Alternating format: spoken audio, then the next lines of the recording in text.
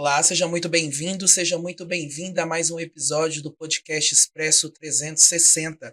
Aqui é o seu espaço para conhecer as principais personalidades da política goiana e falar um pouquinho sobre diversos assuntos importantes para a política, para a nossa cidade, para o nosso estado, de uma maneira mais leve, descontraída, para a gente ter um debate mais plural e inclusivo. Antes de apresentar o meu convidado de hoje, eu quero lembrar para vocês que o nosso episódio está disponível no YouTube do Expresso 360 e também nas principais plataformas tocadoras de áudio da sua preferência. Gente, eu estou aqui hoje com o Lucas Ferreira Pires Bueno. Ele é aquariano do dia 8 de fevereiro de 1991, ou seja, tem 33 anos de idade, é novo ainda. Lucas é filho de uma assistente social e de um corretor de imóveis. É formado em Direito pela Pontifícia Universidade Católica de Goiás e é especialista em Direito Público. Além disso, ele é também mestrando de Ciências Farmacêuticas. Desde adolescente, ele teve o primeiro contato com a política a partir do movimento estudantil. Lucas entrou na política levantando a bandeira de mudar esse jeito de se fazer política que já vem sendo muito tempo desgastado. Por causa disso, ele decidiu levar o seu escritório para a rua, para, como ele mesmo afirma, romper os costumes da velha política. Ele foi eleito para o primeiro mandato com 4.499 votos e foi reeleito para o mandato atual com 4.743 votos. Atualmente, ele está no União Brasil e busca mais uma vez a reeleição no Legislativo Goianiense. Com vocês, Lucas Quitão. Seja muito bem-vindo, Lucas. Obrigado, João Paulo. Satisfação muito grande estar aqui com vocês, agradecer toda a produção aí do Expresso 360. E é isso, vamos falar da boa política, né? Vamos falar de Goiânia, de muitos projetos, e desse jeito, como você bem lembrou aí, descontraído e informal, né? Eu acho que é isso que está faltando na política. Exatamente. E a minha primeira pergunta é bem informal. Eu quero saber de onde veio esse nome Quitão. Ele não é um sobrenome, eu acredito que deva ser um apelido que É. pegou. Conta pra gente um pouquinho de como surgiu isso. Na época da escola mesmo, né? Era Luquita, fui crescendo, engordei, né? Virei Quita, Quitão. E foi assim que eu sempre fui conhecido, sabe? Inclusive na família mesmo. E na minha primeira candidatura, consultando os amigos, ficou bem claro que se eu fosse com outro nome, Lucas Bueno, por exemplo, que é o meu sobrenome, talvez não seria reconhecido como o Quitão, né? Então ficou, hoje faz parte do meu nome, né? E vou levar aí para enquanto eu estiver na política, eu acho que é bom, até porque é um nome diferente também, né? Faz uma Chama diferenciação atenção, bacana, né? né? Chama atenção. E eu quero saber também um pouquinho de como foi a sua infância. Foi aqui em Goiânia mesmo? Quem era o Luquita, como você falou aí naquela época? Bom, sou nascido em Goiânia, né? Sempre gostei muito de esporte. Estive assim ligado a vários segmentos esportivos, né? Lutei karatê muito tempo, joguei futebol no Goiás, inclusive, Olha, que era o orgulho do meu pai, né? De seguir os passos dele. Fui muito ligado ao ciclismo também, aos movimentos de rua. Tive a turma do grafite, tive muito contato assim com vários segmentos dos jovens, né? E sempre em Goiânia. A família da minha mãe é do interior de Goiás, de Goiandira, também tive esse contato lá, passei boa parte da minha infância lá e no Tocantins. Então foi muito bom, sabe? Eu acho que isso ajudou a construir o que eu sou hoje, né? De conhecer de perto várias realidades, de ter essa atenção com o esporte como uma ferramenta de transformação mesmo, né? Que pode auxiliar na educação, na saúde pública, que pode ser inclusive uma forma de tirar muitos jovens aí do crime, da droga, né? Eu acredito no esporte mesmo, assim como os Estados Unidos, né? De ser política pública de transformação, né? Não só daqueles atletas que ganham o mundo, né? E se transformam financeiramente, mas também para aqueles que não viram atleta profissional, mas viram bons cidadãos, né? Que conquistam vagas em boas universidades, que são os heróis ali da escola de uma forma saudável, né? Principalmente nessa época, João Paulo, que a gente vive aí de uma sensualização excessiva, né, de jovens, de muita rede social prematuramente. Então acho que o esporte ainda resgata essa boa infância, né? E eu luto muito por isso. e também dessa sociabilidade, né, que a gente está perdendo muito com essa imersão das crianças e dos adolescentes cada vez mais cedo no mundo da tecnologia, né? Mas Com não tem mais esse certeza. contato. Exato, e inclusive dou como exemplo, ajudo muito projetos sociais de esporte, né? Sejam eles de lutas, futebol, basquete. E ali na quadra, por exemplo, o rico e o pobre jogam juntos, né? São amigos, convivem juntos. Então isso é o bacana do esporte, né? Não tem segregação. E dali é uma amizade duradoura, é uma forma de um ajudar o outro. Então, isso é bom. Enquanto estiver tendo o esporte em praça pública, por exemplo, você está colaborando com a saúde pública ali de milhares de pessoas, principalmente da terceira idade em diante, né? O público mais humilde não tem acesso a uma academia, que é inclusive uma proposta nossa para a cidade, construir um voucher para essas pessoas poderem usarem academias, né? Não só exigir que a prefeitura faça, porque a gente sabe que custa caro a prefeitura construir academia, mas que coloque, por exemplo, um professor em cada grande praça de uma região, para estar lá todos os dias dando ali um funcional, né? Uma forma de incentivar o esporte para esse público. E juntamente com isso também o esporte de base, né? O esporte a gente chama de vou lembrar o termo agora, que é onde se descobre os novos talentos, né? E ali os professores também de regiões vão poder, iniciação esportiva, vão poder fazer isso, né, pela cidade. Isso, a última vez que aconteceu de ter professores nos bairros, João, foi do último governo Íris, há muitos anos atrás. Então precisa retomar, né, com um olhar mais moderno para o que significa o esporte hoje. Ainda mais o Brasil saindo de uma Olimpíada aí razoavelmente bem, mas eu faço questão de lembrar sempre, sem quase nenhum incentivo público, né? Os nossos atletas fazem rifa, passam perrengue, pedem ajuda, e eu vivo isso diariamente, né? Acabei de receber o pedido de um amigo que quer lutar um torneio fora. E para isso vai ser uma missão para ele conseguir chegar lá, né? É engraçado você falando isso, porque no meu ciclo de amigos a gente estava comentando muito isso, porque é, um amigo nosso fez um comentário dizendo assim, nossa, mas o Brasil está com poucas medalhas de ouro. Só que assim, se a gente parar para pensar a dificuldade que é para aquelas pessoas estarem lá em Paris representando o Brasil, que quase não tem nenhum, ou se tem, é muito pouco de financiamento para esportivo mesmo, para ajudar aquelas pessoas, e estando lá, conseguindo dar um orgulho para o nosso país, a gente tem que agradecer a cada medalha, seja ela de ouro, de prata, de bronze, porque é uma luta imensa. São grandes percalços que passam para eles saírem das periferias, das principais cidades, muito saindo do eixo que a gente costuma falar que é o eixo do Brasil, Rio-São Paulo, né, para chegar e ser reconhecido. Por exemplo, a Raíssa Leal, que é do Maranhão, sabe? A Bia de Souza, que conseguiu superar todos os perrengues para se tornar medalhista olímpica de ouro no judô. Então, assim, eu concordo completamente com você. O esporte transforma, salva vidas e precisa ser mais fomentado.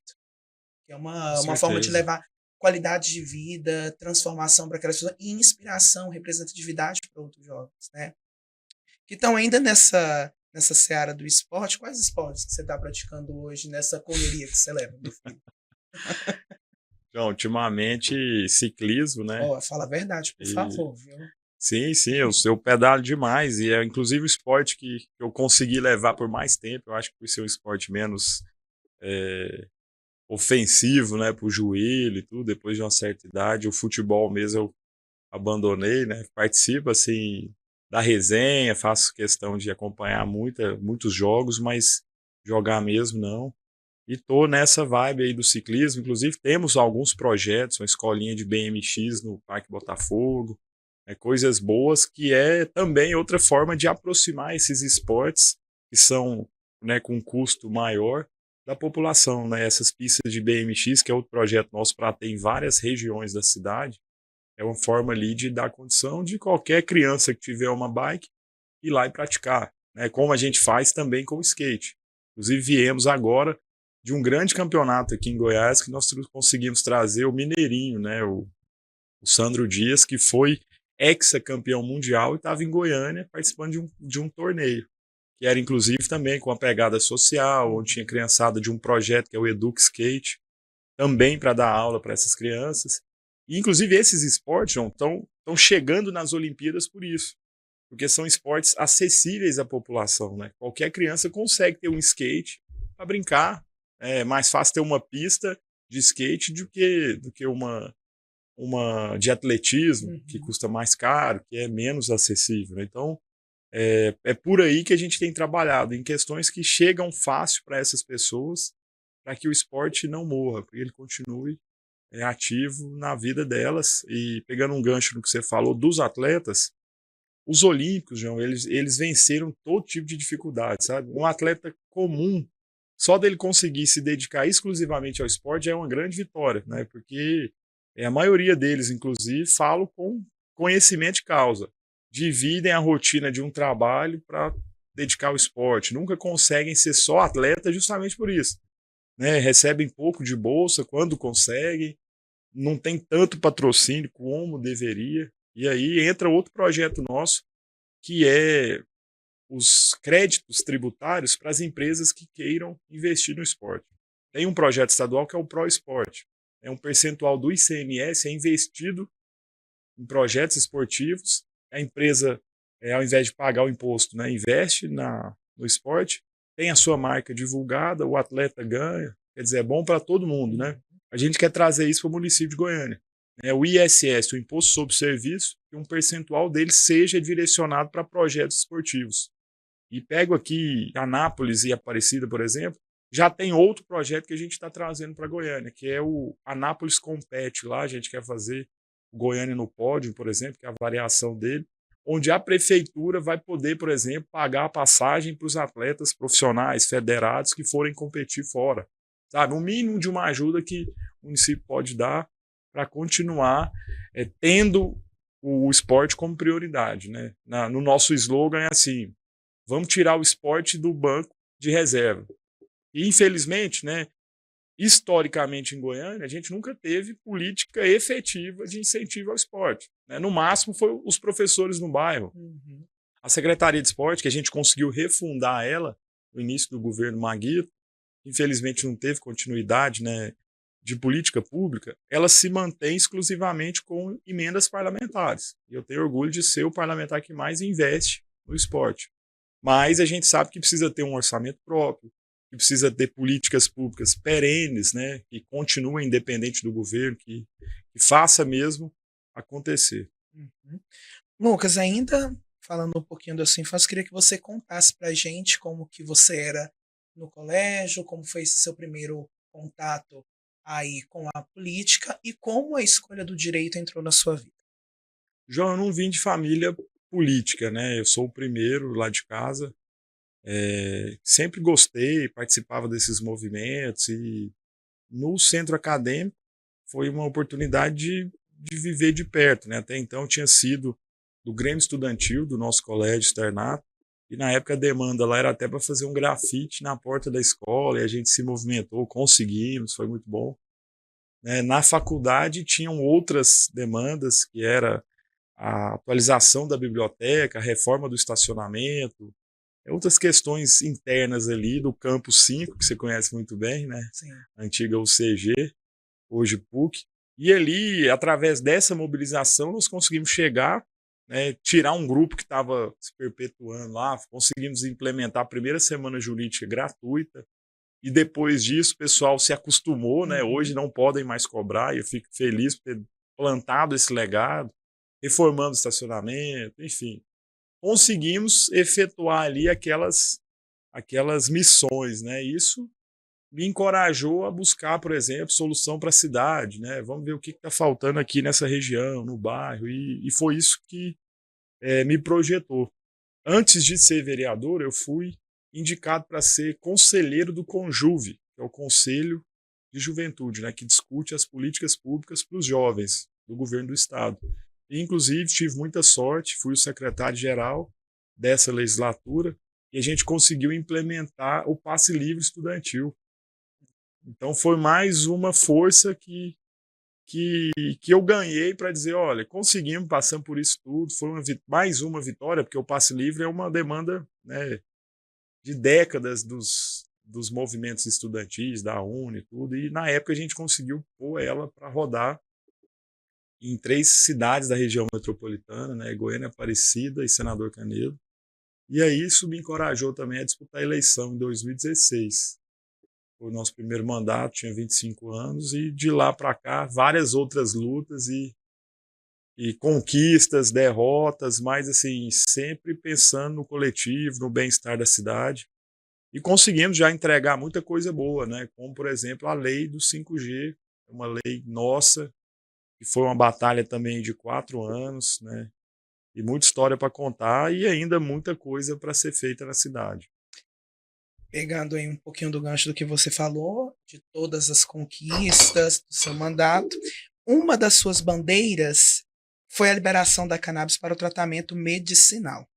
Querendo ou não, na nossa sociedade, que ainda tem uma visão um pouco distorcida quando a gente fala disso, é um projeto visto como polêmico.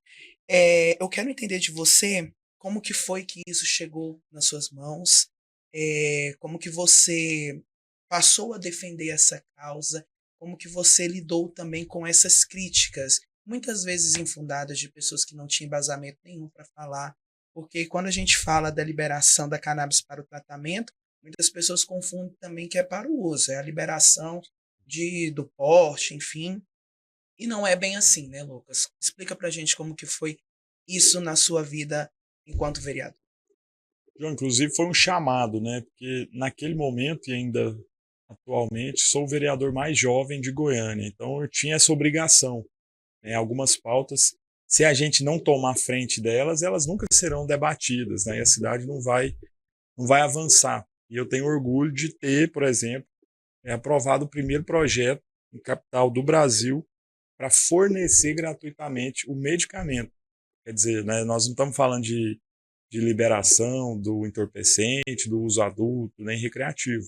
Exclusivamente do medicinal e para quem não tem condição de comprar. Né, porque vale lembrar, são tratamentos modernos, né, avançados, mas muito caros.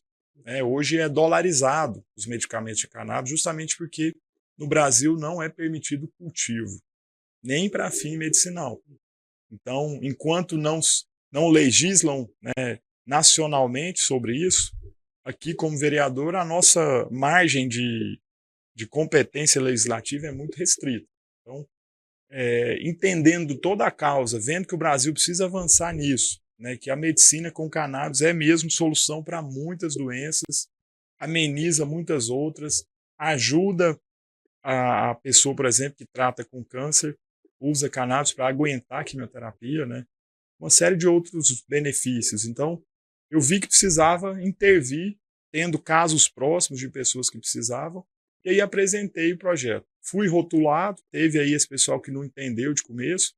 Tive muitos colegas vereadores que entendiam, mas tinham dificuldade de votar por questões políticas, às vezes ficava com medo de ser mal interpretado na igreja e tal. Uhum. E hoje são 4 projetos, né, importantes, avançando para o 5º, que tratam disso. O mais importante para mim é o que dá o direito de fornecimento gratuito, que ainda está na fase de implementação, mas já é lei.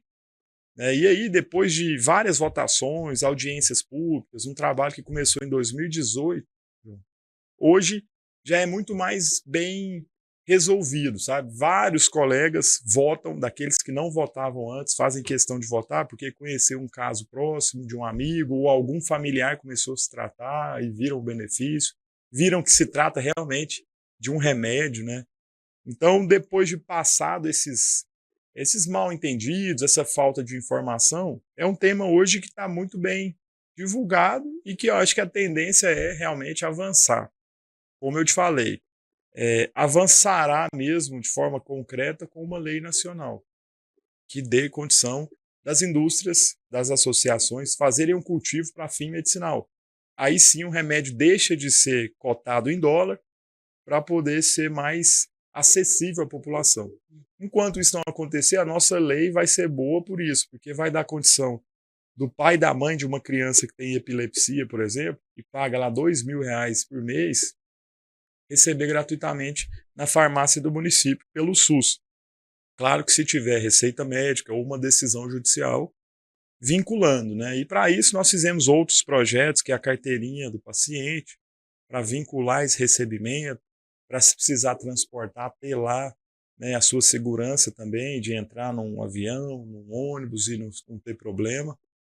E aí fizemos também o Dia Municipal da Cannabis, para conscientização das pessoas sobre isso, e também incentivo à pesquisa, que é outro problema que a gente enfrenta, né? Países de primeiro mundo são muito mais avançados nisso, em sementes que se adaptam ao clima de cada região, a remédios padronizados, que é o que a gente precisa agora. Inclusive, temos parceria com duas grandes universidades, né? A Universidade Federal de Goiás já tem um projeto piloto nessa área, e também a Unievangélica, que tem estudado muito medicamentos à base de cannabis. Certo. Lucas, você falou aí da carteirinha, que foi uma conquista, carteirinha de identificação para pacientes que usam a cannabis medicinal. E você também ainda está na luta, tem um projeto de lei para a criação do Centro Municipal de Distribuição de Isso. Medicamentos à base de cannabis terapêutica. Eu quero que você explique para a gente duas questões. No campo jurídico, o que representa a conquista dessa carteirinha? E a outra coisa que eu quero saber, se esse Centro Municipal de Distribuição, quando ele ficar pronto, como ele vai funcionar, caso ele seja aprovado. Explica para a gente um pouquinho desse projeto também. A carteirinha, inclusive, foi inspirada em outras cidades que já existem, né? A gente tem um portal nacional que pode emitir essa carteirinha digital via QR Code, que a pessoa transporte ela no celular e que tenha o nome do médico, que tenha a receita. É muito mais fácil que a pessoa andar com a receita e muito mais fácil que uma carteirinha impressa, né? Agora, depois de aprovado, a gente está esperando a prefeitura sancionar ou vetar, e aí sim regulamentar via decreto qual eu espero que seja a Secretaria da Saúde, mas qual pasta, qual gerência vai fazer o cadastro dessas pessoas, vai fazer a emissão, né, e é o critério administrativo mesmo. Mas só de ter sido aprovado já é uma vitória, né? E no caso do Centro Municipal, é até a tese de dissertação do meu mestrado, é que traz um modelo muito simples, muito enxuto, e que segue uma RDC, né, que é uma normativa da Anvisa, sobre questões sanitárias e tudo, armazenamento, dispensação. Mas, basicamente, a ideia do centro é ter ali, reunido numa unidade só, onde as pessoas de toda a cidade vão lá, né, buscando o tratamento com cannabis. E ele pode ser sincronizado com vários outros tratamentos, né? Eu lembrei do caso do câncer, né? Não é que cannabis vai salvar a pessoa com câncer, mas vai ajudar ela a enfrentar O processo quimioterapêutico, né, que é exato. mais E é o invasivo. caso também que eu citei mais cedo de epilepsia, né, de convulsões em crianças. São medicamentos 100% à base de CBD, ou seja, não tem THC, não tem a substância psicoativa. Vão ser tratados de uma determinada forma. O Alzheimer, a fibromialgia, a ansiedade, de outra forma. Então, a ideia nossa é reunir nesse centro especialistas nisso, né, com um tratamento completo, com nutricionistas que dependem também de um detox para o remédio ter uma eficácia maior, um acompanhamento psiquiátrico, psicológico. Então, ali, reunir todos esses especialistas de várias áreas, de várias especialidades, para fazer o acompanhamento desses pacientes, né? Inclusive tendo como foco a redução do custo da saúde no município, né? Porque você pega, por exemplo, vou usar de novo o caso de uma criança com epilepsia. Ela pode tomar lá 5 ou 6 remédios alopáticos, né, aqueles comuns da farmácia. Ou pode optar por um orgânico, fitoterápico, à base de cannabis. E ter o mesmo resultado. Então isso vai custar menos para o município. Concorda? Então tem também essa motivação nossa, que além de ser uma medicina moderna, pode custar menos para a cidade. Então por que não investir nisso? E é o que a gente tem trabalhado agora, para fazer reserva orçamentária, né, para convencer o pessoal da velha guarda de que vale a pena estudar isso, investir nisso e por aí em diante. Lucas, falando ainda sobre o seu mandato, você está muito presente nas ruas, ouvindo a população, e a gente sabe que Goiânia está enfrentando muitos problemas em diversas áreas. Eu queria que você trouxesse a sua visão aqui, enquanto vereador que pratica esse trabalho nas ruas. Quais são as maiores reclamações que você tem ouvido da população e as gravidades delas? Bom, sem dúvida nenhuma, a questão da saúde, né, tem que melhorar muito. e é uma questão estrutural da cidade. Desde que eu sou vereador, tem reclamação. E vou te dar um exemplo simples assim de uma coisa que eu não entendo. O atendimento de urgência de pediatria é reunido no CAIS de Campinas. Então me explica aqui uma mãe lá do Cerrado, uma mãe lá do Vera Cruz, ou de outro lado da cidade ali do Guanabara, do Vale dos Sonhos, né? Como é que ela vai pôr sua criança com algum problema sério num ônibus, num Uber, para chegar lá em Campinas, para ser atendido na emergência? Esse é o motivo, inclusive, de sobrecarregar o materno infantil. Então, se o SUS municipal funcionar bem, né, o tratamento preventivo, saúde da família, as unidades de atendimento de urgência, as UPAs, 100%, todo o sistema funciona melhor. Mas, como historicamente não vem funcionando, né, todo o resto se embaraça. Eu falo isso porque é um problema generalizado. Né? Você vai numa UPA, você vai demorar a ser atendida, às vezes não vai ter um medicamento básico. Então, só por aí já é um problema sério e por ser saúde é prioridade. Da mesma forma na educação. Hoje são mais de 15 mil crianças aguardando vaga para creche CIMEI. E não é só a criança que está com o seu aprendizado prejudicado. O pai e a mãe às vezes não trabalham por isso, né? Então é outro foco, educação infantil para ontem, né? Questões de trânsito, de mobilidade, de transporte, para mim é outra prioridade que a cidade deve enfrentar. Né? E não é só ir fazendo viaduto por aí que vai resolver.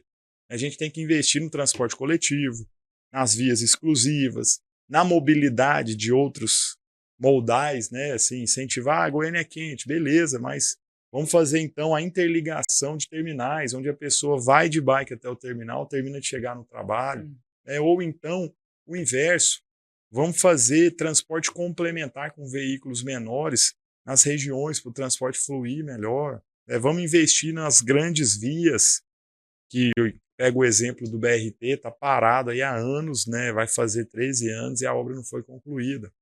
Né? Lucas, inclusive você falando isso, eu tenho uma. Não sou especialista no assunto, tá, gente? Mas é uma impressão que eu tenho enquanto cidadão que aquela já é uma obra que vai ser lançada velha, não atendendo Sim, sim. às necessidades de quem precisa do transporte coletivo. É uma viagem da minha cabeça? Não. Ou realmente. Faz muito sentido. É igual aquele viaduto ali da Jamel Cecílio, né? O projeto ficou parado muitos anos e quando foi executado não tinha nem a passagem de pedestres.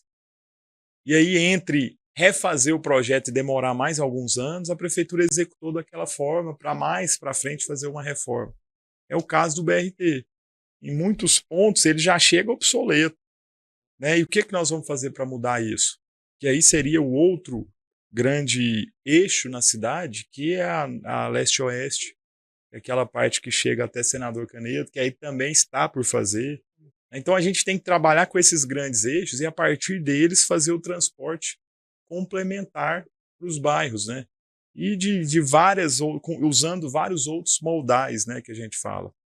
Podemos usar no futuro o VLT, muito se fala em metrô, mas antes disso, João, eu prefiro pensar que a gente precisa melhorar o que já tem aí. Uhum. Eu pego, por exemplo, aqueles ônibus que o governador colocou para rodar ali na T63, que é o ônibus elétrico, que é confortável, climatizado. Se toda a frota da cidade fosse daquele jeito, com certeza muitos de nós deixariam um carro em casa, a família teria menos veículos, todo mundo optaria por esse transporte, que é rápido, que é confortável, que é pontual, né? Que é humano, porque se você for andar no eixão hoje, você é desumano, né? Então, assim, Verdade. é o que a gente precisa fazer. Vamos melhorar o que já existe, vamos fazer ponto de ônibus seguro, como tem em Curitiba, vamos fazer terminais bem feitos, confortáveis, seguros, vamos trocar toda a frota por ônibus novo e garantir que eles andem em vias exclusivas e que cheguem mais rápido que os carros. Aí sim, a gente vai olhar para o transporte de outra forma. Porque culturalmente é difícil você convencer o goiano de deixar o carro em casa. Mas se todo mundo tiver o seu carro, não vai caber, gente. Né? Então a gente tem que começar a incentivar políticas coletivas. Como é que nós vamos fazer isso? É mostrando para o cidadão que ele tem uma opção que é mais barata, que é tão confortável quanto. Você não precisa preocupar com o estacionamento quando você chega. Né? Porque como a cidade está crescendo a população crescendo e o número de veículos também, daqui a pouco nós vamos ter que proibir estacionamento dos dois lados das vias, daqui a pouco tem que começar a se pensar em rodízio de placas, daqui a pouco vai ter o pedágio urbano, né, que naqueles locais centrais de algumas cidades, eles cobram para o carro entrar lá. Né? País de primeiro mundo isso acontece normalmente. E aí qual que é a ideia? Investir esse dinheiro no coletivo. Mas para mim a gente não precisa chegar nesse ponto de estrangulação. Né? Dá tempo da gente mudar a nossa cultura. trabalho preventivo. Né? E investimento no transporte. Vamos mudar o transporte, vamos melhorar, porque aí naturalmente as pessoas vão migrando para ele. Vai ficar mais barato, mais rápido e mais confortável usar o transporte coletivo. E aí nós vamos mudando essa nossa mentalidade de cada um ter o seu carro. Em cada família vai ter um único veículo para alguma urgência, para se precisar viajar, né, para transportar as crianças. Agora o resto não, vai usar o coletivo e vai funcionar, vai ser melhor, vai ser menos estressante, porque se a gente pensar assim, positivamente, é outro projeto, sonho nosso, revitalizar o centro. Campinas, toda aquela região, né? Ali, se a gente transformar no que a gente quer mesmo, que é um shopping horizontal, não vai ter vaga de carro para todo mundo, você concorda? Sim. Então, quem for trabalhar lá vai preferir usar o coletivo, mas tem que ser um coletivo bom. Acho que essa é a meta nossa, né? Não é simplesmente fazer política para punir quem tem seu carro, para cobrar mais dele. Não, vamos fazer essa transição naturalmente, que eu acho que é muito melhor. E até mesmo evita ele ficar perdendo muito tempo no trânsito, né? E leva uma qualidade de vida maior para ele e para a família, né, Lucas? Mudando um pouquinho aqui de assunto, vamos falar agora da disputa desse ano.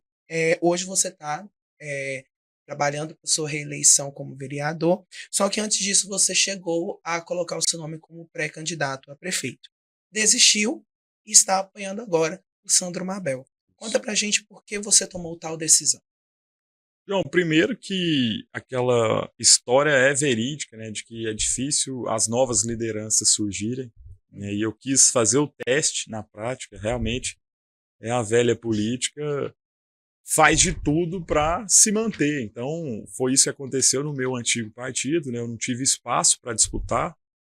Naquele momento não tinha um nome de centro, um nome do equilíbrio para fazer essas propostas que a gente tem feito agora, né, na busca da reeleição, mas como prefeito seria o sonho de disputar, trazendo isso que o goianiense quer ver a cidade fazendo, que quer ver a discussão acontecendo, né?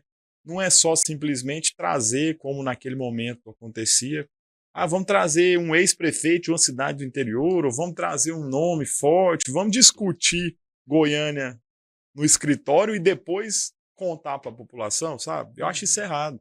Tem que ser o caminho inverso, tem que ser aquele projeto que comece nas pessoas, que comece nas ruas e depois o partido apoia e depois as pessoas, as coligações se organizam, entendeu? A minha ideia era essa. Infelizmente não tive espaço partidário, que é um grande problema hoje do Brasil, né? As antigas lideranças ainda dominam a maioria dos partidos e só os candidatos deles chegam, mas não desisti do sonho e recebi um convite muito bom do governador Ronaldo Caiado para ir para o União Brasil, né, que é o nosso partido de origem, e aí juntamente com o Sandro Mabel, que na época tinha sido anunciado como candidato desse grupo, e fiquei muito feliz porque o Sandro representa tudo isso que nós pregamos, né, e trabalhamos, que é geração de emprego, desburocratização, dar mais oportunidade para as pessoas. E eu não canso de falar, João, que o melhor programa social é o emprego. Né? Um emprego digno, um emprego com bom salário. Isso é melhor que se acomodar a pessoa com auxílio, é melhor que dar essa migalha para as pessoas. Né? O emprego é uma forma de dar dignidade. A pessoa que tem um bom emprego vai cuidar bem de sua família, dos seus filhos, vai empreender, vai estudar, vai crescer na vida. Né? Então é por aí que a gente pensa. E fiquei muito feliz nessa conjuntura. Não era a que a gente tinha planejado, mas é a que melhor representa o que a gente espera da cidade. E não tenho dúvida nenhuma, inclusive, que esse grupo, com o Sandro candidato, é o mais qualificado para fazer essa transformação na cidade. A gente começou falando dos problemas de Goiânia e não comentamos, por exemplo, da limpeza urbana, né, que é um problema crônico, Quem é que vai ter coragem de enfrentar isso e resolver? E dar segurança, por exemplo, aos trabalhadores da Comurg e fazer conta disso. Porque hoje, João, a Comurg custa caro, né? Quem trabalha de verdade na Comurg ganha pouco, virou um cabide político. Do outro lado, o contrato terceirizado custa 480 milhões por ano e não entrega um bom serviço, você está vendo aí na cidade. Então, o que está acontecendo? Nós estamos pagando duas vezes. Por que não resolve, não faz conta, não planeja, né? E soluciona isso, não presta um bom serviço com o que nós temos na Comurg, né? Investe lá, faz a boa manutenção da frota, compra novos caminhões. Nós já temos essa estrutura pronta, né? Não precisa pagar duas vezes por ela e ainda entregar um serviço de péssima qualidade, exato. Lucas, eu também queria que você fizesse uma avaliação aqui sobre as mudanças das legislaturas. Queria que você comentasse um pouquinho sobre. Um comparativo da última para essa? Bom, eu achei que o nível do debate caiu, né, nessa última. Inclusive, fui voz, né, dissonante em vários momentos, justamente por não ver que era o caminho. Te dou o exemplo da aprovação do Código Tributário, que aumentou o IPTU de 50% da cidade em 45% mais a inflação. Na época era 11, 10. Então foi um aumento absurdo para um momento de retomada econômica no pós-pandemia, né? Desemprego generalizado, crise econômica. Totalmente fora da hora, o prefeito resolve aumentar o IPTU e, infelizmente, teve o aval da maioria da Câmara. Naquele momento foi onde eu vi que estava indo para o lado errado, me posicionei, né, ajuizamos algumas ações. Não tivemos o resultado esperado, mas pelo menos, né, a minha mensagem nós conseguimos passar de ser contrário a isso. E de lá em diante vieram várias outras situações, né? O prefeito quis criar a taxa do lixo. Nós conseguimos vetar a criação. Nos últimos meses tivemos aí a aprovação do empréstimo de 710 milhões, né? Votei contra também, perdemos novamente, mas pelo menos ajuizamos uma ação, ganhamos a liminar no Tribunal de Justiça, suspendemos a tramitação, eles conseguiram reformar a decisão e tudo. Fizemos algumas notificações no Tesouro Nacional e, graças a Deus, a Prefeitura não conseguiu contrair esse empréstimo, que não tinha nenhuma descrição certa da onde seria gasto, né, nas vésperas da eleição, no final da gestão. Quer dizer, estava muito mal explicado e ia trazer uma grande dívida para o município. Conseguimos evitar. Posteriormente, veio mais uma surpresinha, a venda das áreas, né? Foram 76 áreas, salvo engano, relacionadas para serem vendidas. No final da gestão, no apagar das luzes, na véspera da eleição. Conseguimos também, apesar de mais uma vez ter perdido, né, com poucos votos, além do nosso contrários, nós conseguimos um esforço geral, e a imprensa nos ajudou muito, vários segmentos da sociedade, vários conselhos profissionais se posicionaram e a prefeitura resolveu mudar de ideia nesse ponto. Não vai vender mais as áreas e a gente conseguiu preservar o patrimônio da cidade. Essas áreas podem servir para uma escola no futuro, para um posto de saúde, para uma base da Comurg, uma praça, um centro de convivência, enfim, né? A cidade vai crescer e a gente precisa ter planejamento para prestar um bom serviço. Então, eu usaria esses pontos para te mostrar que foi uma legislatura vazia. Né? Inclusive, semana passada eu fiz um pronunciamento forte, chamando a atenção dos colegas, que o Centraliza, aquele projeto que nós ajudamos, né, a construir durante todos esses anos, que daria incentivo para os prestadores de serviço, que daria isenção de até 8 anos no IPTU, ITBI, uma série de incentivos fiscais para trazer o progresso de volta para o centro, as atividades econômicas, a geração de emprego, né, o mercado imobiliário, a construção civil. E com isso vem também restaurante, né, vem moradia, vem transporte, vem muitas outras coisas. Mas não foi aprovado. É mais uma amostra de que, olha, a gente poderia ter entregado isso aqui para a cidade e, infelizmente, não passou. Então, para mim, foi uma legislatura vazia nesse ponto. Por que você acha que este ano pode ser diferente? Na questão da legislatura, é uma chance de mudança, mas na sua opinião, por que 2024 pode ser um ano significativo assim nesse novo mandato de vereador? João, eu espero, cara, que seja até pelo sofrimento, né, que o goianiense passou nesses últimos 4 anos, chegou no ponto de falar assim, olha, vamos pensar melhor, vamos votar melhor, vamos estudar mais os candidatos, as candidatas, não só prefeito e vice, também de vereadores, né, porque tudo que aconteceu de errado teve conivência da Câmara, você concorda? Aumento do IPTU, venda de área, empréstimo. Então, assim, eu pelo menos, estou encarando essa eleição como uma oportunidade de mudança, sabe? Do pessoal entender, de procurar saber mais da política e fazer melhores escolhas. É isso que eu enxergo e acho que isso tudo vai acontecer por isso, né? Nós passamos longos anos aí de sofrimento, né?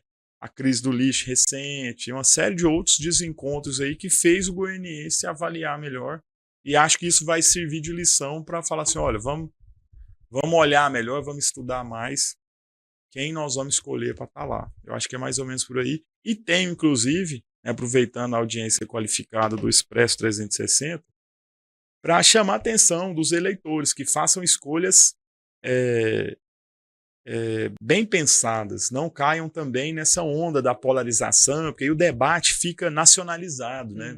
Eu costumo dizer que a ideologia não dá vaga na creche, né?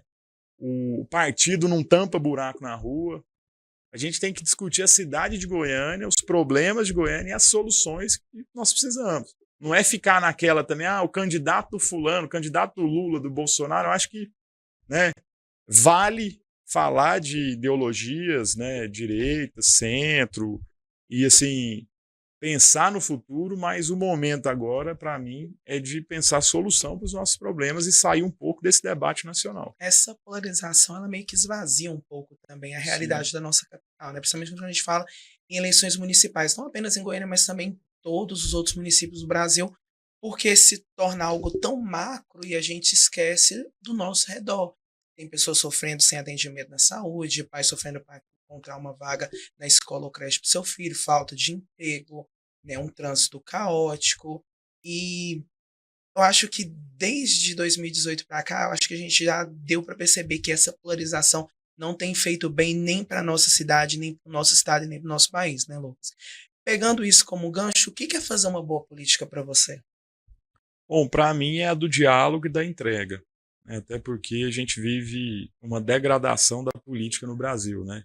Hoje o mais doido chama mais atenção, tem mais voto, né? Quanto mais besteira fala, às vezes dá mais engajamento, tem mais seguidor, acaba sendo bem votado, né? Eu acho que essa política vai passar e inclusive torço para que passe, porque quem faz esse tipo de política não entrega, né? Não deixa boas leis, não deixa bons projetos, não deixa bons legados. Por mais difícil que seja, eu quero fazer essa política do diálogo, né? De ouvir diferentes correntes, de entender a realidade e procurar saída, né? Procurar solução criativa, solução burocrática, solução econômica e resolver o problema da pessoa. A boa política para mim é essa, que melhora a vida do cidadão, não é aquela que lacra, sabe? Essa aí eu acho que até que a gente tem que fazer essa análise, né?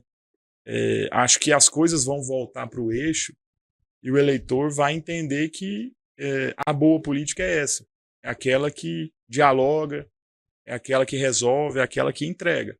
Não é só aquela que Traz frases de efeitos, assim, que né? lacra, né? Que para mim não é essa. Então, esse é o ponto de partida de querer continuar na política, inclusive, né? Porque quanto mais degradada, menos nomes tem, menos propostas tem, menos soluções nós vamos ver. E torço, inclusive, que os candidatos a prefeito, prefeita, não vão por esse lado, para a gente falar de proposta. É isso que a gente precisa, não é somente o bate-boca da politicagem, né? Eu acho que esse não some nada. Certo, Lucas, eu também quero uma avaliação sua, porque nós trouxemos aqui alguns dados da primeira pesquisa Serviço do Jornal Popular. Vanderlan estava na preferência com 20%, de acordo com a pesquisa de intenção de votos, seguido da Adriana Arcos com 19%, e Sandro Mabel vindo aí em terceiro lugar com 14,8%. Essa primeira rodada da pesquisa serve já tem uns dias, a gente já teve recentemente também o debate na TV Sucesso, Band aqui, em que o Vanderlan não apareceu. E com a presença de outros, se eu não me engano, 5 candidatos: Adriana, o Rogério Cruz, o Fred e o Matheus, melhor dizendo, os 4. Você acredita que com esses números ainda dá um cenário para o Mabel reverter a situação dele? Porque são números que devem ser levados em consideração. Você acredita que o Mabel ainda pode ganhar, ele ainda tem chance de reverter esse cenário? Com certeza, João. Inclusive, a gente faz uma análise básica, né?